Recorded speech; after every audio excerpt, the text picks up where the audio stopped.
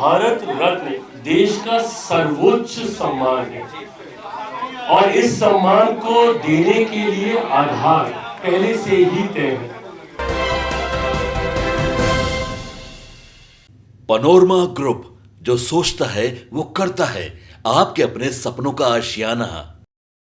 और आपके माध्यम से बिहार की जनता को भी नववर्ष की शुभकामनाएं, इस उम्मीद, इस विश्वास के साथ कि ये साल बीते हुए सालों से ज्यादा बेहतर, ज्यादा खूबसूरत और ज्यादा खुशहाली लेकर हम सबके जीवन में आए, ये कामना करता हूँ। साथियों, आज इस प्रेस वार्ता के माध्यम से यकीनन बिहार प्रदेश से जुड़े हुए कई विषय, पार्टी से जुड़े हुए विषय जो आपके समक्ष मैं भी रखूंगा, आप लोग के यकीनन कई सवाल भी होंगे, उनके भी हम लोग जवाब देने का प्रयास करेंगे।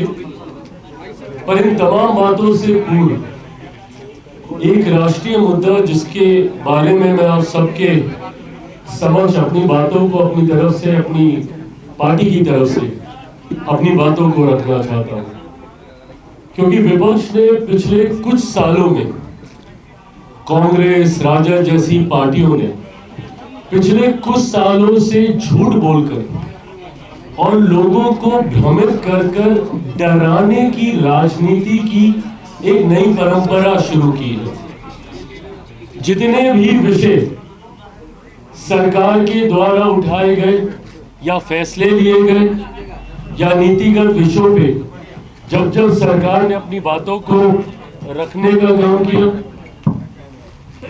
ऐसे में विपक्ष ने जनता के बीच एक डर का, एक भय का माहौल तैयार करने का प्रयास किया और इस सोच का नेतृत्व कांग्रेस जैसे दल ने बखूबी तरीके से किया।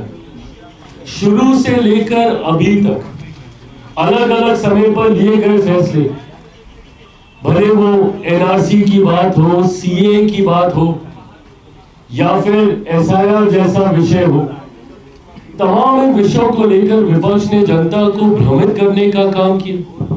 सीए जैसा कानून जो कि नागरिकता देने वाला कानून था, उसको नागरिकता छीनने वाला कानून बताकर देश भर में एक आगजनी का माहौल खड़ा करने का काम किया, जबकि ये ऐसे देशों के अल्पसंख्यक लोगों को नागरिकता देने की सोच के साथ बनाया कानून था, जो अपने देशों में अल्पसंख्यक है और वहां पे बहुसंख्यक मुसलमान आबादी है। और इन्होंने क्या भ्रम फैलाया कि मुसलमानों को आरक्षण नहीं दिया जाएगा, मुसलमानों को यहाँ पे नागरिकता नहीं दी जाएगी, बल्कि उनकी नागरिकता छीन ली जाएगी। इस बात का माहौल देश भर में बनाया गया। आज आप देख लीजिए बांग्लादेश जैसे देशों में किस तरीके से अत्याचार किया जा रहा है धर्म के आधार पर। इन तमाम परिस्थितियों को मद्देनजर रखते हुए इस विषय को लाया गया। एसआईआर जैसा विषय जो कि देश में कोई पहली बार नहीं, निरंतरता में इस प्रक्रिया का पालन किया गया है, जहां पे समय समय पर वोटर लिस्ट को रिव्यू किया जाता है। कारण कई होते हैं, कई बार कई सदस्यों का दुखद निधन हो जाता है, उनका नाम काटना जरूरी होता है, कई लोग दूसरे राज्यों में चले गए होते हैं, उनका नाम हटाना जरूरी होता है, कई फर्स्ट टाइम वोटर्स होते हैं, उनका नाम जोड़ना जरूरी होता है। तो ये रिव्यू चलता रहता है समय समय पर, रेगुलर इंटरवल्स पे। अब एसआईआर को लेकर क्या वोट चोरी, वोट चोरी, वोट चोरी। बिहार में कांग्रेस और उनके नेता राहुल जी ने 12-15 दिन तक एक ऐसा माहौल तैयार करने का प्रयास किया कि ना जाने अगर एसआईआर आ गया तो क्या हो जाएगा। और आप लोगों ने देखा कि हंगामा सड़क पे तो किया, बट जहां पे औपचारिक आपत्ति दर्ज करानी थी, किसी ने जाकर वहां पे कोई आपत्ति दर्ज नहीं कराई। और ना ही भाई, हम लोग के भी तो बीएलए हैं हर एक जगह पे, हर बूथ पे। हम लोगों के बीएलए के माध्यम से भी कहीं हम लोग को कोई ऐसी शिकायत नहीं आई कि ये गड़बड़ी हुई, वो गड़बड़ी हुई। और अगर इतने बड़े स्तर पे कोई गड़बड़ी होती तो भैया बिहारी हैं, खामोश थोड़ी बैठते, सड़क पर आते, अपने हक, अपने अधिकारों के लिए लड़ने का काम करते। पर पूरा चुनाव शांतिपूर्वक बीत गया। कहीं कोई ऐसी खबर सुनने को नहीं मिली। अब जहां जहां और चुनाव हो रहे हैं वहां पे वोट चोरी वोट चोरी वोट चोरी, जबकि बिहार की जनता ने लोकतांत्रिक तरीके से इनके इस विषय का जवाब देने का काम किया। अब एक और बड़ा फैसला जो मेरी सरकार के द्वारा प्रधानमंत्री नरेंद्र मोदी जी की सोच से लिया गया, ये फैसला मनरेगा को लेकर हम लोगों ने लंबे समय से देखा कि देश में इसको बनाकर भी, इसको आधार बनाकर भी राजनीति करने का प्रयास किया गया।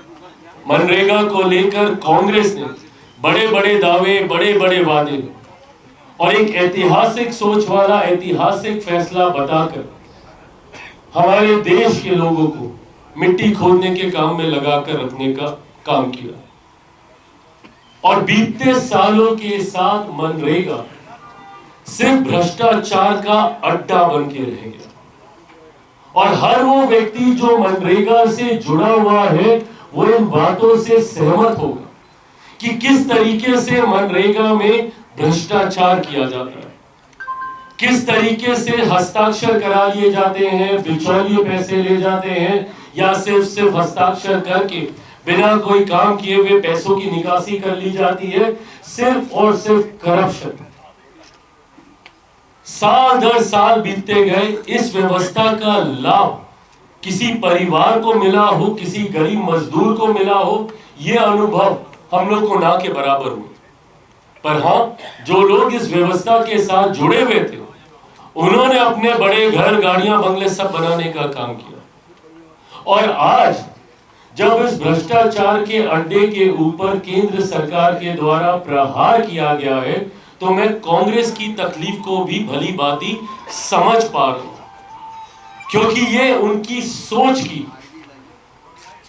सोच की भ्रष्टाचार की ये योजना थी, उनके द्वारा निर्माण की गई।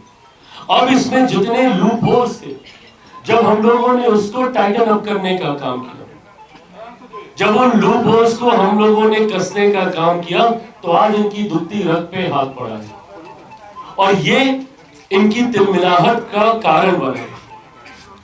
इन्होंने जितने संशोधन भ्रष्टाचार में कर एक नई योजना के तौर पर केंद्र सरकार के द्वारा इसको प्रस्तुत किया गया, जी राम जी के नाम से गारंटी फॉर रोजगार और आजीविका ग्रामीण को लेकर इस योजना को लाया गया। अब कांग्रेस को इस बात की तकलीफ है कि इन्होंने जो स्कीम भ्रष्टाचार के लिए तैयार की थी, उसको एक सशक्त स्वरूप केंद्र सरकार के द्वारा कैसे दिया जा रहा है। तो इन्होंने 2-3 बिंदु इसमें से उठाने का काम किया। सबसे पहले तो भावनात्मक तरीके से राजनीति करने का काम किया कि इसमें से बापू का नाम हटा दिया गया, महात्मा गांधी का नाम हटा दिया गया। नाम क्यों बदला गया? प्रभु, इतिहास गवाह रहा है, भारत में समय समय पर योजनाओं में सुधार किए गए हैं, योजनाओं में बदलाव किए गए हैं परिस्थिति के अनुसार, और कई बार संभवतः उस योजना से प्रेरणा लेते हुए एकदम नए स्वरूप में दूसरी योजनाओं का गठन किया गया है और उसका नाम बदला गया है। ऐसा नहीं है कि उस योजना का कोई अपमान करने के लिए कांग्रेस वाले ही कितनी हम लोग की योजनाओं को गिनाते फिरते रहते हैं कि भैया स्वच्छ भारत क्या है, हम भी तो निर्मल ये करते थे, वो करते थे, उसी का ही एक स्वरूप है ये। तो जब आपको वो बातें समझ में आती थी, तो आज इस बात पे राजनीति करने का क्या आधार बनता है कि आप बापू का नाम हटा दें? कौन बापू के सम्मान के साथ खिलवाड़ करने की सोच भी सकता है? और आपको एतराज किस नाम से हो रहा है?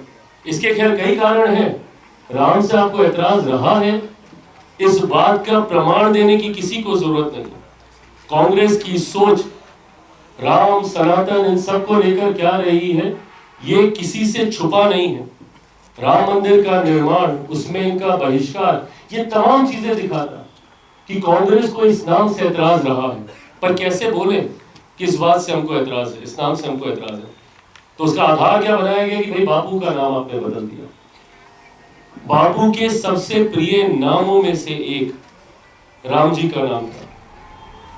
जब उनका स्वर्गवास हुआ तो आखिरी क्षणों में उनकी जुबान पे हे राम ही था। और मैं नाम की राजनीति में नहीं उलझना चाहता। आप इसके मेरिट्स पे चर्चा कीजिए ना। जी राम जी के मेरिट्स में मुझे बताइए कि भाई हमने कहां कमी छोड़ी है, उस पर हम लोग चर्चा करने को तैयार है। 100 दिन से ज्यादा 125 दिन की गारंटी हम लोग दे रहे हैं। 25% इजाफा इसमें किया गया है। इस मेरिट पे हमसे टकराइए, बोलिए कि भैया क्यों आपने कर दिया, 25 दिन ज्यादा की गारंटी आप क्यों दे रहे हैं, इस पे चर्चा कीजिए, हम लोग चर्चा करने को तैयार है। इन्होंने एक और भ्रम क्या फैलाने का काम किया कि आप लोगों ने स्टेट के ऊपर भार डाल दिया है, स्टेट के ऊपर अब ज्यादा दबाव पड़ेगा, क्योंकि आर्थिक तौर पे पहले के समीकरण के बनस्पत अब 60-40 का रेशियो आ गया, तो अब स्टेट के ऊपर भार पड़ेगा। किसको चिंता हो रही है इस बात की? विपक्ष को। कितने राज्यों में सरकार है भैया आपकी? स्टेट पे भार पड़ने की चिंता किसी को होनी चाहिए तो हम लोग को होनी चाहिए ना। जहां पे भाजपा की सरकारें हैं या एनडीए की सरकारें हैं, हम लोगों को चिंता होनी चाहिए। कितनी जगह पे आपकी राज्य आपकी सरकारें हैं कि आपको चिंता हो रही है कि स्टेट के ऊपर भार पड़ रहा है? और वैसे तो हर चीज में संघीय ढांचे को ये याद कराएंगे। जब केंद्र से लाभ लेना होगा तो उसमें संघीय ढांचा ये बोलते नहीं थकते। और जब संघीय ढांचे के आधार पे कलेक्टिव रिस्पॉन्सिबिलिटी की सोच के साथ स्कीम का निर्माण किया जाता है, तो उसमें इनको एतराज हो जाता है कि भैया स्टेट के ऊपर बोझ पड़ रहा है। ये बोझ पड़ने की बात नहीं है, ये कलेक्टिव रिस्पॉन्सिबिलिटी की बात है। और ये एक बहुत बड़ा कारण रहा मनरेगा के विफल होने का। क्यों? क्योंकि स्टेट ने कभी उस ओनरशिप को समझा ही नहीं। इंप्लीमेंटिंग एजेंसी भारत के फेडरल स्ट्रक्चर में स्टेट्स होते हैं, और ऐसे में स्टेट को कभी उस ओनरशिप का एहसास ही नहीं हुआ। मनरेगा में कोई आ रहा है, नहीं आ रहा है, काम कर रहा है, नहीं कर रहा है, ना के बराबर उनका योगदान होता था, उनको कभी फर्क ही नहीं पड़ा। पर आज जब कलेक्टिव रिस्पॉन्सिबिलिटी शेयर की जाएगी, सेंटर स्पॉन्सर्ड स्कीम के तहत अब ये जिम्मेदारी जब बांटी जाएगी, तो राज्यों की भी उतनी ही जिम्मेदारी होगी, और राज्य भी इस बात को सुनिश्चित करेंगे कि जो लोग काम कर रहे हैं सही में वो काम हो रहा है कि नहीं हो रहा है, क्योंकि राज्य का भी योगदान अब उसमें जा रहा है। तो ऐसे में मैं मानता हूं कि भारत के संघीय ढांचे को, फेडरल स्ट्रक्चर को और सशक्त करने की सोच के साथ ये जो बदलाव किए गए हैं उसका यकीनन लाभ मिलेगा।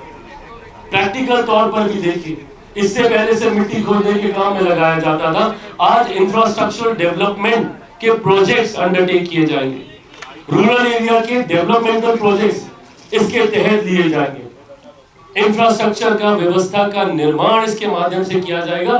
सही मायनों में इस योजना का लाभ न सिर्फ उन गरीब मजदूरों को मिले, बल्कि उनके माध्यम से हमारे क्षेत्र, हमारे राज्यों को भी मिले। ये बदलाव हम लोगों ने इस योजना में किए हैं। मैं पुनः कहता हूं कि भैया मेरिट्स पे डिस्कस कीजिए ना, और हम लोग करने को तैयार हैं, आप कीजिए, और बेहतर सुझाव आएंगे उसको भी इनकॉर्पोरेट किया जाएगा, क्यों नहीं करेंगे। पर ये सिर्फ भ्रम फैलाते रहना, देश भर में आप प्रदर्शन कर रहे हैं जी राम जी को लेके, जी राम जी को लेके। मुझे बताइए क्या गलत हो रहा है इसमें, और अभी तक क्या सही हो रहा था कि आपको उसमें एतराज नहीं था? हर चीज में आपको सुधार चाहिए, बट अगर कहीं पे सही में सुधार किया जाता है तो आपको एतराज होने लगता है। हकीकत में ये कांग्रेस के भ्रष्टाचार के ऊपर केंद्र सरकार, मेरे प्रधानमंत्री जी का सीधा प्रहार है, और इस बात की तिलमिलाहट है। ये लोग जितना आज अलग अलग क्षेत्रों में जाके प्रदर्शन कर रहे हैं, जिला मुख्यालयों पर, ये वही प्रदर्शन है जो इन्होंने कभी सीए को लेकर, कभी एसआईआर को लेकर किया था। क्या हुआ भैया? देश को आप कुछ दिनों के लिए आगजनी में झोंकते हैं, देश को भ्रमित करने का आप काम करते हैं, और उसके बाद वही बात ठंडे बस्ते में चली जाती है। अगर आपके पास कोई सुझाव है, मैं कहता हूं मेरिट पे डिस्कस कीजिए, हम लोग तैयार हैं। आप बताइए कि इसको और कैसे बेहतर किया जा सकता है। क्या भारत के संघीय ढांचे को मजबूत करना गलत सोच है? क्या collective responsibility state and centre की शेयर करना गलत सोच है? और उसमें स्टेट में तो इनकी चिंता मैं बार बार कहता हूं नहीं करनी चाहिए, क्योंकि बचे कुचे भी जो राज्य हैं, इसके बाद हम लोग बंगाल में भी हम लोग सरकार बनाने जा रहे हैं, जो इनके बचे कुचे राज्य भी हैं, और इस बार डाउन साउथ भी आप देखिएगा एनडीए की सरकार बनेगी। तमिलनाडु जैसे राज्यों में वहां पे भी हम लोग की सरकार बनेगी, क्योंकि आज देश ये अनुभव कर रहा है कि भैया डबल इंजन की सरकार के क्या मायने होते हैं, क्या लाभ होते हैं। तो इसीलिए विपक्ष कतई स्टेज के ऊपर पड़ने वाले बोझ को तो आधार बनाने का काम ना करे, बट हाँ बताए कि अगर हम लोग 125 दिन ज्यादा दे रहे हैं, क्या हम गलत कर रहे हैं? क्या हम लोग इंफ्रास्ट्रक्चरल डेवलपमेंट प्रोजेक्ट्स इसके तहत अंडरटेक कर रहे हैं, क्या हम लोग वो गलत कर रहे हैं? क्या हम लोग इसकी मॉनिटरिंग की व्यवस्था कर रहे हैं? मनरेगा में अभी तक कोई मॉनिटरिंग की व्यवस्था नहीं थी, कोई बायोमेट्रिक्स नहीं होता था, कोई मॉनिटरिंग नहीं होती थी, कोई टेक्नोलॉजी का इस्तेमाल नहीं किया जाता था, कोई एआई का इन्फ्लुएंस नहीं होता था। इन चीजों को इनकॉर्पोरेट किया गया है टू मेक श्योर कि इसमें लीकेजेस ना के बराबर हो। इस सोच के साथ हम लोग इसको लेकर जाने का काम कर रहे हैं। और मैं चाहता हूं आप सबके माध्यम से, लोकतंत्र का चौथा स्तंभ है, आप सबके माध्यम से मैं चाहता हूं कि देश में, हमारे बिहार में लोगों तक ये मैसेज जाए कि किस तरीके से इस योजना से आने वाले दिनों में हमारे गरीब मजदूरों को सशक्त करने की सोच के साथ इसका निर्माण किया गया। हर योजना जो हम लोग लेकर आते हैं, विपक्ष सीधा उसको भ्रमित करने का काम करता है। महिलाओं को सशक्त करने की सोच के साथ जो 10,000 रुपए वाली योजना लाई गई, उसको भी उसी तरीके से कि रेवड़ी बांट रहे हैं, रेवड़ी बांट रहे हैं। भैया समझ में आता है आप लोगों को कि फर्क क्या है दो चीजों में? और मुझे खुशी है एक सहयोगी होने के नाते मैं स्वागत करता हूं ऐसी योजना का, क्योंकि ये उन फ्री बीज में नहीं गिना जा सकता कि आपको महीने के इतने रुपए मुफ्त में आपको दिए जा रहे। ये महिलाओं को सही मायनों में आर्थिक तौर पर सशक्त करने की सोच के साथ इसका निर्माण किया गया। 10,000 रुपए से आप अपना प्रोजेक्ट बेसिक तैयार कीजिए, उसके बाद 1,90,000 रुपए और टोटल 2 लाख रुपए की योजना से आपके व्यवसाय को स्थापित किया जा सकता है। और मैं मानता हूं कि ये रकम एक छोटे उद्योग को लगाने के लिए ग्रामीण क्षेत्र में अपने में काफी है।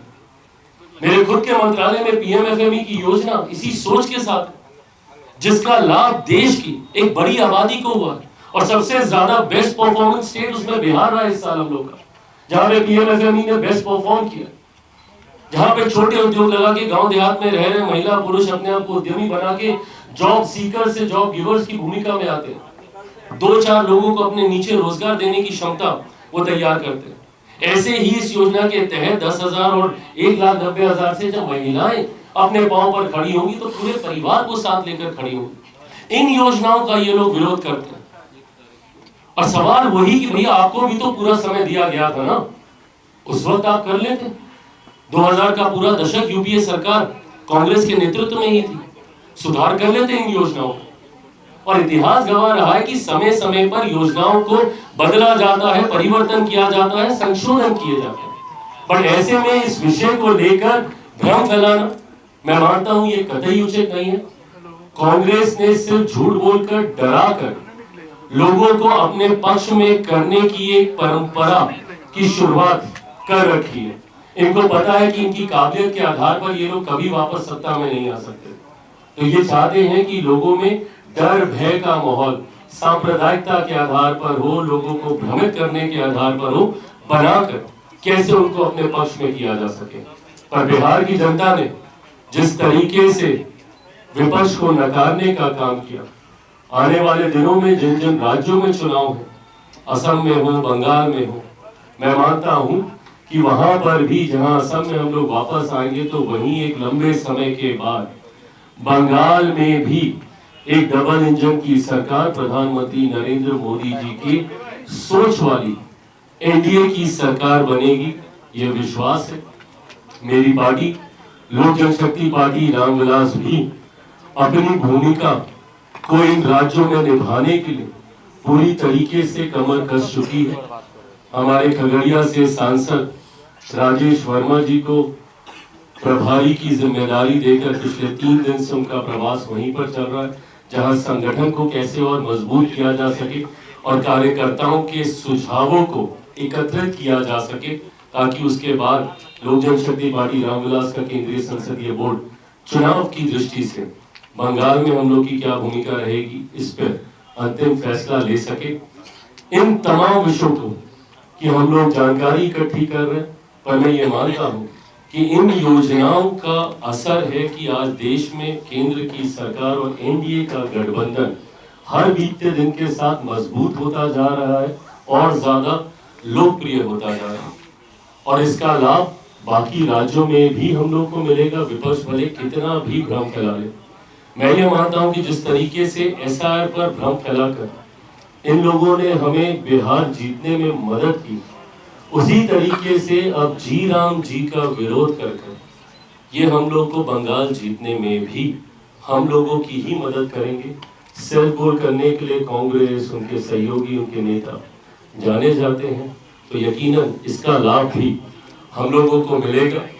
नव वर्ष में लोक जनशक्ति पार्टी रामविलास भी पार्टी के संगठन के विस्तार को लेकर आगे बढ़ने का काम कर रही है, जहां आने वाले दिनों में बहुत जल्द राष्ट्रीय समिति में भी कई बदलाव पार्टी के द्वारा किए जाने हैं। मैं मानता हूं कि इस महीने के आखिर तक उसको भी आप सबके साथ साझा कर दिया जाएगा और उसी के अनुरूप बिहार में भी संगठन के स्तर पर कई महत्वपूर्ण बदलाव किए जाएंगे।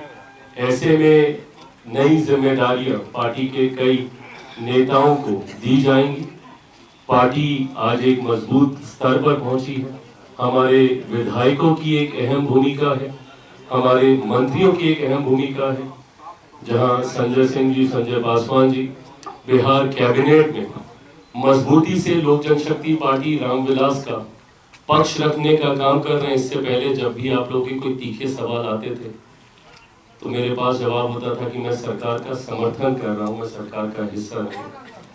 और अब अगर जब आप ये तीखे सवाल मुझसे पूछेंगे तो मेरी जवाबदेही और ज्यादा बनेगी, क्योंकि इस सरकार का हिस्सा हूं मैं। मेरे मंत्री हर उस योजना का हिस्सा हैं जो फैसले बिहार सरकार मुख्यमंत्री नीतीश कुमार जी के नेतृत्व में कैबिनेट के द्वारा लिए जाते हैं। हमारे विधायक दल के नेता राजू तिवारी जी को गठबंधन के द्वारा मुख्यमंत्री नीतीश कुमार जी के द्वारा एक अहम जिम्मेदारी दी गई है। एनडीए के सचेतक के तौर पे राज्य मंत्री के दर्जा के साथ ये भी अपनी जिम्मेदारी निभा रहे हैं और इसी तरीके से पार्टी के तमाम हमारे विधायक आने वाले दिनों में विधायकों की भी जवाबदेही को सुनिश्चित किया जाएगा। हमारी सरकार के पास ये समय नहीं है कि हम लोग ये कहें कि अब काम शुरू होगा। हम लोग जितने वादे लोकसभा विधानसभा के चुनाव में हम लोगों ने किए थे, हमारी सरकार उन वादों को पूरा करने के क्रम में हम लोगों ने कार्रवाई शुरू कर दी है। शुगर मिल का मुद्दा अलग अलग मंचों पे मेरे द्वारा तो उठाया ही गया था, हमारे प्रधानमंत्री जी भी इसको लेकर चिंतित रहे। ये एक अहम विभाग की जिम्मेदारी हम लोग के पास है, जिसके ऊपर फैसला पहली ही कैबिनेट में लिया गया है। आने वाले दिनों में शुगर मिल्स की स्थापना, उनको दोबारा से चालू कराना, उनको वायबल प्रोजेक्ट्स में कन्वर्ट करना, इन तमाम विषयों पर चर्चा चल रही है। मैं मानता हूँ कि आने वाले 5 साल बिहार के लिए एक स्वर्णिम काल के तौर पर होंगे।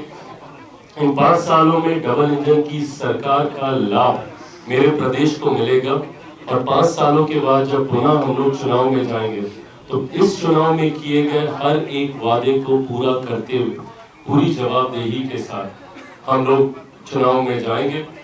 जनता ने जितना विश्वास किया है मुझ पर, मैंने पिछली प्रेस वार्ता में पिछले साल के अंतिम महीने में जब की थी, मैंने कहा था कि एक आभार यात्रा पर मैं खुद बिहार की जनता के बीच में निकलूंगा। उसकी भी रूपरेखा मोटा मोटी तैयार कर ली गई है। कार्यवाहक प्रदेश अध्यक्ष अशरफ अंसारी जी के नेतृत्व में इसको तैयार किया जा रहा है। बहुत जल्द मुझे लगता है खरमास समाप्त होते होते तक आप सबके साथ उसको भी साझा किया जाएगा। ऐसे में एक बार फिर से आप सबको नववर्ष की शुभकामनाएं देते हुए 15 तारीख को लोक जनशक्ति पार्टी रामविलास में बिहार प्रदेश में यहीं पर हम लोगों ने पार्टी कार्यालय में हम लोगों ने दही चूड़ा का आयोजन रखा है।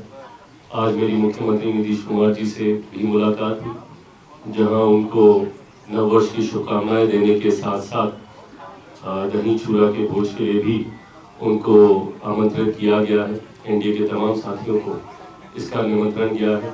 मैं आप सबसे भी व्यक्तिगत तौर पर यह आग्रह करूंगा कि आप सब भी उसमें सम्मिलित हों और मकर संक्रांति से एक नई ऊर्जा, नई सोच, नए जोश के साथ हम लोग विकसित बिहार के निर्माण में सब मिलकर अपना योगदान दें। तभी 2047 तक हम लोग विकसित भारत बना पाएंगे। बहुत बहुत धन्यवाद। चिराग जी, विपक्ष जो है, विपक्ष आपने कहा मनरेगा को लेकर एक केंद्र सरकार जो ला रही है वो मनरेगा को बेहतर करने के लिए, लेकिन उधर विपक्ष जो है जो मजबूती से खड़ा वो वही कह रहा है कि जो बोझ है राज्य पर लाखों करोड़ रुपया वो जा रहा है 2000 की स्कीम। क्यों राज्य की चिंता कर रहे हैं? पूछिए ना, कितनी जगह सरकार है इनकी कि इनको परेशानी हो रही है। कांग्रेस की सरकार बता दीजिए ना कितनी जगह है कि ये इतना परेशान हो रहे हैं। जो बड़े राज्य हैं बंगाल तमिलनाडु जैसे वो भी इनके पास नहीं है। तो ऐसे में कांग्रेस को कम से कम इसकी चिंता करने की जरूरत नहीं है।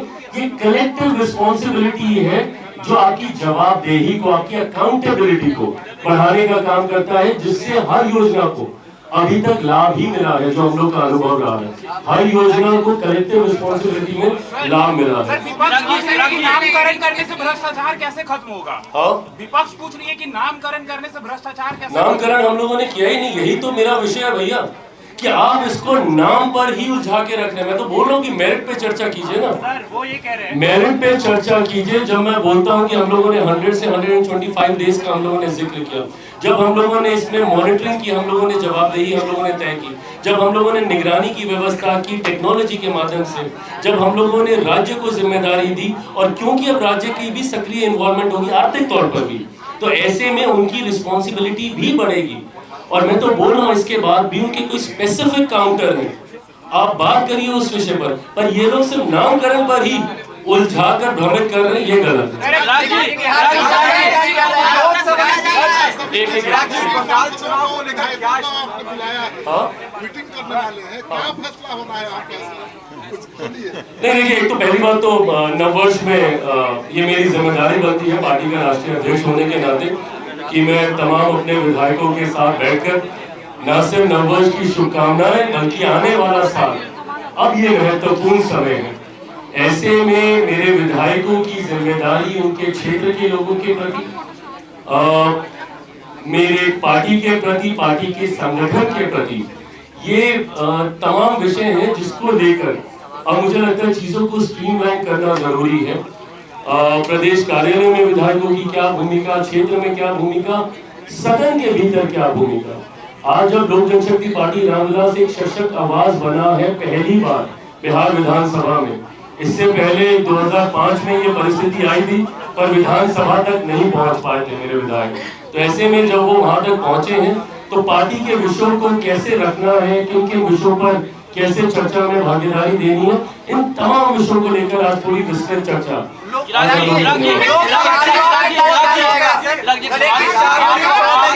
आप जो है चुनाव का जिक्र किए हैं, असम में चुनाव है, बंगाल में चुनाव है, तो कितनी सीटों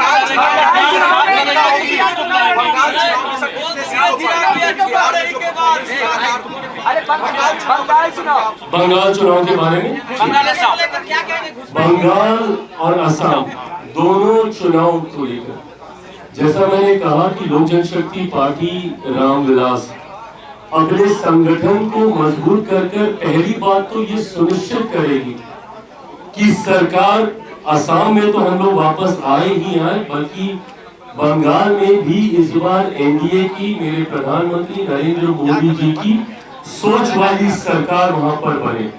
ऐसे में जरूरी है कि मेरे दल का लाभ मेरे गठबंधन को तब मिलेगा जब मेरा संगठन मजबूत होगा।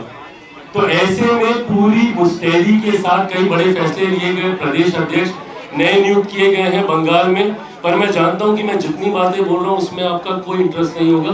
इंटरेस्ट ये होगा कि मैं कितनी सीटों पर चुनाव लड़ूंगा और क्या मैं गठबंधन के तहत चुनाव लड़ूंगा, नहीं लड़ूंगा, कोई खेला होगा। मतलब मैं ये सारे वो थंबनेल्स पढ़ता रहता हूँ अपने आप को लेकर, इसीलिए मैं समझ रहा हूँ कि विषय क्या है। फिलहाल इस पे कोई फैसला नहीं हुआ है। गठबंधन के भीतर चर्चा अभी शुरू होनी बाकी है। अभी जब चर्चा होगी तब यह तय होगा, और उससे पहले मेरा खुद का आकलन, मैं पहले खुद को भी टेस्ट करना चाहता हूं कि Lok Janshakti party Ramvilas in terms of organisational setup, testing the waters वाली बात है कि अभी हम लोग कितने मजबूत हैं चुनाव लड़ने की दृष्टि से। इन तमाम सवालों का जवाब 1 से 1.5 महीने के भीतर मैं देने की पोजीशन में होऊंगा कि हम लोग गठबंधन में चुनाव लड़ेंगे और कितनी सीटों पर हम लोग चुनाव लड़ेंगे। पर अंतोगत लक्ष्य हमारा एनडीए की सरकार बनाना होगा। लोकसभा चुनाव में 2 साल पूरे हो गए हैं, लेकिन आपको मालूम है? मालूम भी है, और इस घटना की जितनी निंदा की जाए, मैं ये तो नहीं कहता कि आरोपियों की धरपकड़ करने से, सजा देने से उस बच्ची की पीड़ा का हम लोग अंदाजा लगा पाएंगे, नहीं कर सकते। ऐसी घटनाएं किसी भी परिस्थिति में घटनी ही नहीं चाहिए, और ये सुरक्षा से ज्यादा मानसिकता पे सवाल खड़े करता है कि आज भी हमारे देश में ऐसी घृणित मानसिकता वाले लोग समाज में घूम रहे हैं जो एक मासूम बच्ची के साथ ऐसी घटना को अंजाम देते हैं। क्या कोई एक्शन होगा? मैं एक्शन जितने हुए हैं वो तो एक तरफ, पर ये विश्वास आप लोगों को दिलाता हूं कि जितने भी आरोपी हैं, जिनको पकड़ा गया है वो भी, और जितने पर भी आरोप सिद्ध होंगे, कड़ी से कड़ी सजा। और ये सिर्फ मैं कहने के लिए ही नहीं, क्योंकि ये कुछ ऐसे रेयरेस्ट ऑफ द रेयर अपराध हैं जिनको कतई, जिसमें कोई भी मोह माया दया नहीं हो सकती। जो भी अपराधी है उसको कड़ी से कड़ी सजा, और समय रहते हुए मैं इसको अनंत काल तक भी खींचने का मौका नहीं दूंगा। समय रहते मिलेगा, पर मैं पुनः कहता हूं कि उस बच्ची की पीड़ा को हम लोग कभी समझ नहीं पाएंगे। ऐसी घटनाएं ना घटे, समाज को भी सैनिटाइज करने की जिम्मेदारी हम सबको निभानी होगी। ये मानसिकता, ऐसे लोग हमारे अगल बगल घूम रहे हैं, ये सोचना भी कल्पना के परे है। बट सरकार की जो जिम्मेदारी है कि दोषियों को कतई नहीं बख्शा जाएगा, कड़ी से कड़ी सजा होगी, ये विश्वास जरूर दिलाना। लोकसभा चुनाव के आगे 2 साल पूरे होने वाले हैं, लेकिन एक रिपोर्ट के अनुसार जो सांसद निधि फंड से जो खर्च होते हैं, आपकी सांसद महोदया शांभवी चौधरी अभी तक एक भी रुपए फंड से खर्च नहीं किया, एक रिपोर्ट के अनुसार है। प्रभु, कौन सी रिपोर्ट के अनुसार है? मैं रिपोर्ट्स पे नहीं, मैं परफॉर्मेंस पे विश्वास करता हूँ। और मेरी पार्टी की परंपरा रही है कि हम लोग हर साल अपने सांसदों से फीडबैक लेते हैं उनके परफॉर्मेंस को लेकर। सेम यही फीडबैक दिसंबर के आखिरी हफ्ते में तमाम सांसदों से मांगा गया है, और जिसकी रिपोर्ट केंद्रीय कार्यालय में सबमिट कर दी गई है। मैं विस्तार में इसलिए बता रहा हूँ ताकि ये विश्वास आपके माध्यम से जनता को हो कि मैं सिर्फ अपने सांसद विधायकों को सिर्फ चुनाव जिताने तक के लिए ही मेरी जिम्मेदारी नहीं है, उनका परफॉर्मेंस उनके क्षेत्र में बेहतरीन रहे, ये भी जिम्मेदारी मेरी बनती है, और ये अकाउंटेबिलिटी बनी रहे, ये चर्चा होती है। आपने, मुझे नहीं पता कौन सी रिपोर्ट के आधार पर, मुझे लगता है बाद में शांभवी आपके साथ इस पर विस्तार से चर्चा कर लेंगी, पर सांसद निधि का एक भी रुपया फाइनेंशियल ईयर एंडिंग तक नहीं रहेगा। कई बार एज अ स्ट्रैटेजी मैं भी कई बार ये करता हूं कि हम लोग लास्ट तक एक चंक को हम लोग होल्ड कर रखते हैं। कई बार कुछ विशेष परिस्थितियां आती हैं, कुछ अनफोर्सीन इंसिडेंट्स ऐसे होते हैं जहां पे आपको राशि की तत्काल इमीडिएट रिक्वायरमेंट होती है, तो हम लोग एक अमाउंट को हम लोग होल्ड करके रखते हैं। ये हर सांसद का एक अपना वर्किंग का तरीका होता है। सवाल आपका तब जायज बनेगा जब फाइनेंशियल ईयर की एंडिंग में या कार्यकाल की समाप्ति पर अगर उसके बाद भी अनयूज कोई फंड रह जाता है, तब आपका सवाल जरूर जायज होगा। बट अगर अभी आप इस सवाल को पूछ रहे हैं, मैं मानूंगा थोड़ा सा जल्दी है। परफॉर्मेंस रिपोर्ट भी आप लोगों के सामने रखी जाएगी, ये भी मैं शेयर करूंगा। बंगाल में घुसपैठियों के लेके क्या कहिए चिराग भैया? विधायक हमारे संपर्क में, तो क्या खरमास के बाद कुछ बड़ा देखने को मिलेगा? और इसके साथ एक और प्रश्न है मेरा कि खबर ये आ रही है कई विधायकों से आपकी मुलाकात हुई है, कई ऐसे नाराज विधायकों से मुलाकात हुई है चिराग पासवान जी। ये बातें पता है जितनी सनसनीखेज लगती हैं सुनने में ना, इनका कोई ज्यादा महत्व होता नहीं है। मैं ये मानता हूं कि आज की तारीख में एनडीए को जरूरत नहीं है कि हम लोग कोई ऐसी परिस्थिति तैयार करें कि विधायकों को तोड़ें या अपने साथ लाने के लिए हम लोग बहुत उत्साहित हो। एक मजबूत सरकार है, 200 प्लस से ज्यादा विधायकों के साथ हमारी एनडीए की सरकार चल रही है। मैं इतना मैं जरूर मानूंगा कि विपक्ष के कई ऐसे दल हैं जिनके विधायकों ने समय समय पर संपर्क जरूर किया है, उनकी इच्छा जरूर रही है। मैं खुद भोगी रहा हूँ, मेरी पार्टी को तोड़ा गया है, तो मैं उस दर्द को समझता हूँ जब किसी दल के टूटने की परिस्थिति आती है। और मैं कतई ऐसी किसी परिस्थिति को एनकरेज मैं नहीं करता हूँ। बट हाँ, मेरे पार्टी के नेताओं के संपर्क मेरे से भी कुछ लोगों ने संपर्क साधा है। आते हैं, नहीं आते हैं, टूटते हैं, नहीं टूटते हैं। पर हाँ, इतना मैं जरूर कहूंगा कि कांग्रेस जैसे दल, राजद जैसे दल, उनके कई विधायक नेता ऐसे हैं जिनमें असंतोष है। और असंतोष इस बात को लेकर ज्यादा है, देखिए चुनाव में हार जीत लगी रहती है, पर अगर पार्टी का नेतृत्व अपनी जिम्मेदारियों से भागने लग जाए तो गलत है। 2020 में एक बार आप लोग को चाहूंगा कि आप में से जो साथी उस वक्त थे याद कीजिएगा, 2020 शायद 10 नवंबर को रिजल्ट आया था, मैं शायद डेट में आगे पीछे गलत हो सकता हूँ, बट जिस दिन रिजल्ट आया था उसके ठीक अगले दिन मैं आप लोग के सामने था। अगले दिन मैंने आप लोगों से प्रेस वार्ता की थी, जिम्मेदारी ली थी कि हाँ मेरी पार्टी चुनाव हारी है, हम लोग का प्रदर्शन वैसा नहीं रहा। जब आप जिम्मेदारी नहीं लेते हैं तो कार्यकर्ताओं में भी निराशा आती है। ऐसे में नेता प्रतिपक्ष की भी एक बड़ी जिम्मेदारी है। पूरे सदन के सत्र से आप गायब रहते हैं, आप कहीं आए जाएं, परिवार के साथ रहें, मुझे कोई दिक्कत नहीं, बट जब सत्र चलता है, ऐसे में जब आप जिम्मेदार पद पर होते हैं तो आपकी अहमियत और ज्यादा होती है। आप उस दौरान नहीं दिखते, आप संवाद नहीं करते मीडिया के साथ, आप कारण पे विश्लेषण करके नहीं बताते कि क्यों राजद की इतनी करारी हार हुई। इतिहास में देखा जाए जिस तरीके से आज राजद जिस स्तर पर पहुंच गई है, अगर ये लोग सिर्फ वोट चोरी और बहानेबाजी करते रहेंगे तो वो दिन दूर नहीं जब राजद का नामो निशान मिट जाएगा। और इनको समझना होगा कि परिस्थिति आज से नहीं 2005 से बनी हुई है। इनको तो बीच में जीवन दान मिलता है। 2014 में मुख्यमंत्री नीतीश कुमार जी ने 2015 में इनको जीवन दान दिया, 2020 में मैंने इनको जीवन दान दिया। नहीं तो ये राजद तो 2005 के बाद से खत्म हुई। 10 में एनडीए की ऐतिहासिक जीत रही, 15 में एनडीए जुड़ रहता तो ऐतिहासिक जीत होती, यूनाइटेड एनडीए 2020 में भी चुनाव लड़ता तो भी परिणाम यही रहता। पश्चिम बंगाल में घुसपैठिए को लेकर थोड़ा इस पर विकास देखिए, घुसपैठियों को लेकर मेरी सरकार की सोच एकदम स्पष्ट है कि कोई भी घुसपैठिया, कोई भी ऐसा व्यक्ति जो मेरे देश का नागरिक नहीं है, उसको हमारे देश के सबसे बड़े अधिकार मताधिकार का दुरुपयोग करने का कतई मौका नहीं दिया जाएगा। चिन्हित कर एक एक घुसपैठिए को बाहर फेंका जाएगा।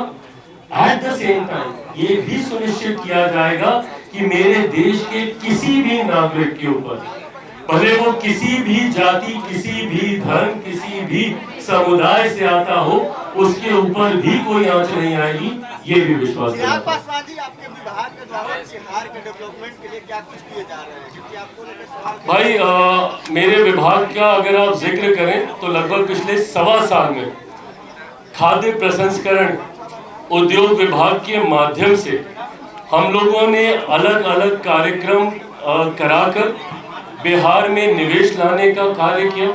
मैं अभी अपने मंत्रालय की योजनाओं पे नहीं जा रहा हूँ, उसका मैंने जिक्र किया कि मेरे PMFME जो हम लोग की योजना है उसका एक क्रॉस इंडिया सबसे बेस्ट परफॉर्मेंस रहा है तो वो बिहार का ही रहा है। ऐसे ही PMKSY के माध्यम से भी बिहार में कई यूनिट्स की स्थापना की गई। बट फूड प्रोसेसिंग के क्षेत्र में हम लोगों ने बिहार कनेक्ट हम लोगों ने कार्यक्रम किया था, आप सबने भी उसको कवर किया था। उसके माध्यम से फिर हम लोगों ने रिवर्स बायर सेलर मीट किया था, जहाँ पे हम लोगों ने 70 देशों से हम लोगों ने इन्वेस्टर्स को हम लोगों ने इनवाइट किया था यहाँ पर। और साथ ही में वर्ल्ड फूड इंडिया जो हम लोगों का फ्लैगशिप इवेंट रहता है, जिसका इनॉग्रेशन प्रधानमंत्री नरेंद्र मोदी जी के द्वारा किया गया था। इन तमाम चीजों को कलेक्टिवली अगर देखा जाए तो लगभग पिछले साल 1.25 साल में 10,000 करोड़ का निवेश हम लोग बिहार में हम लोग लाए हैं।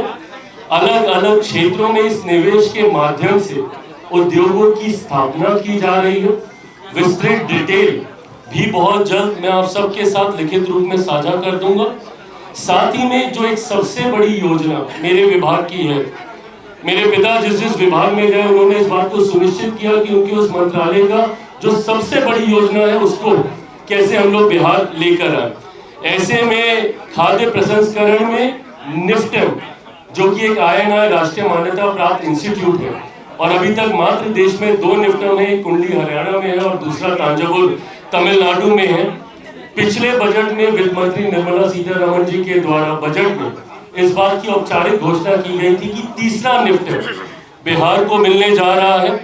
हम लोगों ने उसके लिए जमीन ढूंढनी भी शुरू की है। इससे पहले इस विभाग को नीतीश मिश्रा जी देख रहे थे, पर अब दिलीप जायसवाल जी से मेरी आज सुबह भी उनसे बातचीत हुई है निफ्टम को लेकर जमीन के लिए। उन्होंने एक जमीन का प्रस्ताव भी दिया है और मैं ये मानता हूं कि एक बड़ा ऐतिहासिक इंस्टीट्यूट खाद्य प्रसंस्करण को लेकर बिहार को एक अलग पहचान ये इंस्टीट्यूट दिलाने का काम करेगा और मैं मानूंगा कि समय रहते 2-1 साल में ही इसके निर्माण कार्य को भी हम लोग पूरा कर दें। ये इनिशियल स्टेज में खाद्य प्रसंस्करण विभाग से जुड़ी हुई जो हम लोगों ने काम किया है ये वो है।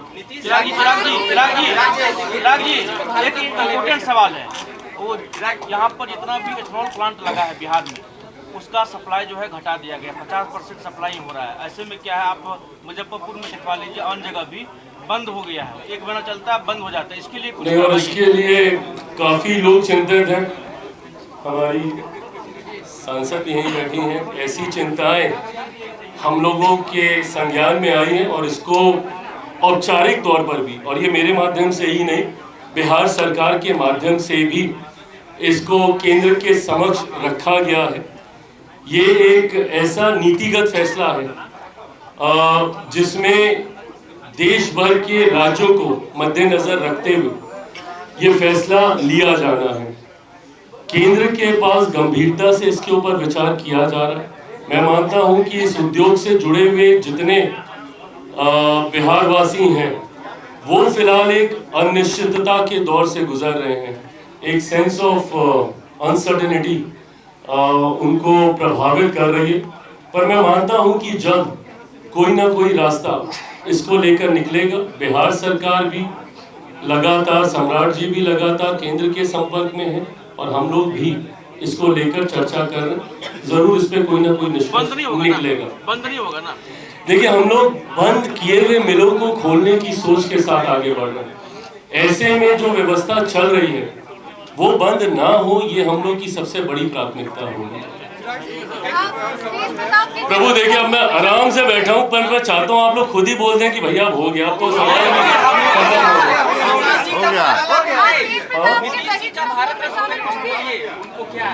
देखिए, भारत रत्न पे मैंने कल भी कहा कि भारत रत्न देश का सर्वोच्च सम्मान है और इस सम्मान को देने के लिए आधार पहले से ही तय है। समय समय पर हर किसी ने अपने नेता के लिए अपनों के लिए इसकी मांग करने का काम किया और समय समय पर अलग अलग सरकारों ने बड़े बड़े लोगों को इस सम्मान से सम्मानित करने का काम किया जिन्होंने अलग अलग क्षेत्र में महत्वपूर्ण योगदान दिया। ऐसे में ये आवाज मुख्यमंत्री जी की पार्टी के द्वारा भी उठी है। मैं ये मानता हूं कि अगर आधार की बात करें तो वो काबिलियत जरूर है, पर ऐसे में ये फैसला कब होगा, कैसे होगा, ये मुझे लगता है कि ये सरकार का विशेषाधिकार है। सरकार के समक्ष लोग अपनी बातों को रखें, परंतु फैसला सरकार के द्वारा ही लिया जाएगा।